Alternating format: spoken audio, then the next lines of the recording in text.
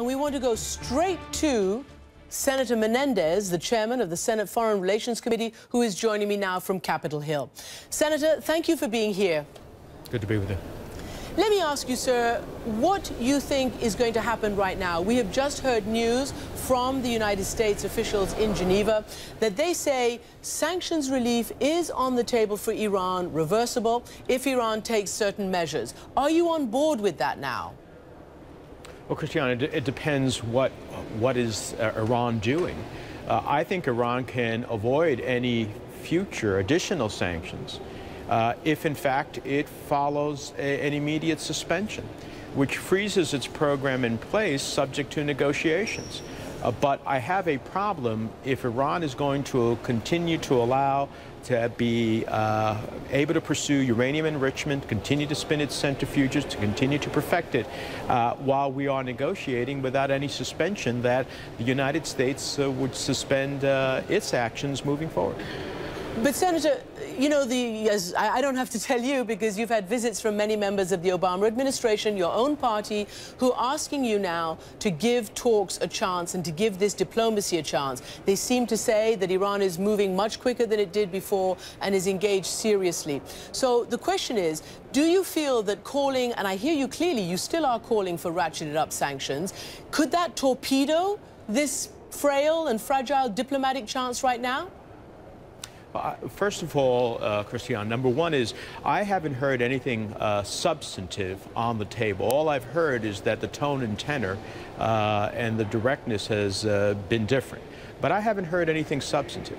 And the reality is what the UN, not the U.S., but what the UN Security Council resolutions say: two simple things: suspend and submit to new protocols. Well, at a minimum, it doesn't seem to me that Iran is harmed by suspending. And if they suspend, I certainly would be an advocate of suspending any further sanctions moving forward, that is, of new sanctions, while we see what the negotiations bring. But what I do not understand is a negotiating posture in which we suspend our actions, we give them sanctions relief from existing sanctions, yet they continue to be able to enrich, to be able to have more sophisticated centrifuges, which in testimony before my committee now says that within a month, if they chose to, that they would have the uranium material necessary to have one nuclear bomb. That is a dangerous proposition.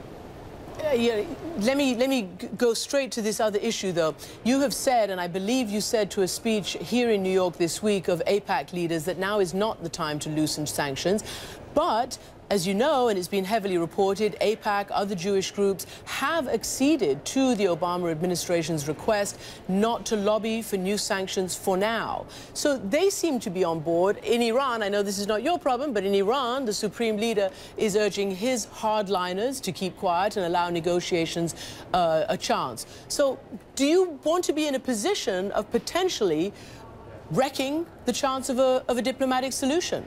Well, you know, first of all, regardless of what those groups' positions are, does not dictate my position, number one. Number two is my understanding, for example, from AIPAC, among others, is that they did not agree to support a present freeze on any additional actions.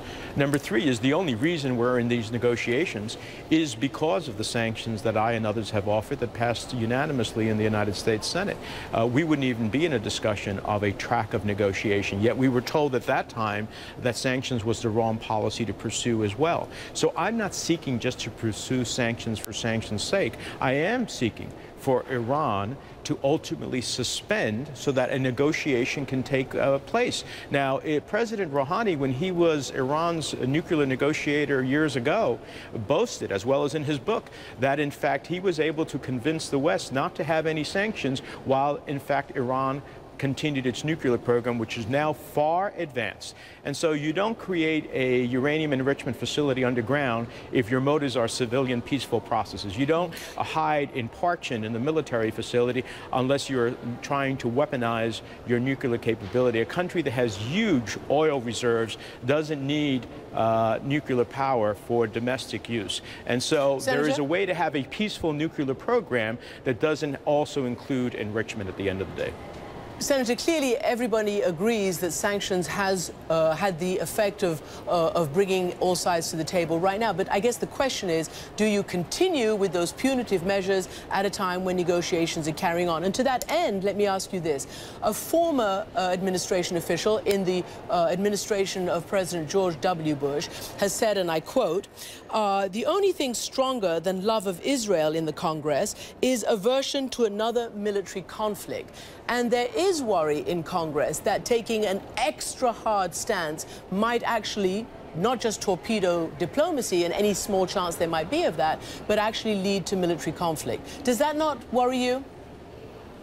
Of course we want to avoid military conflict, which is why we have pursued the sanctions regime that has got us into a negotiating posture. But I would flip the question on those who asked the question you have asked, Christiane.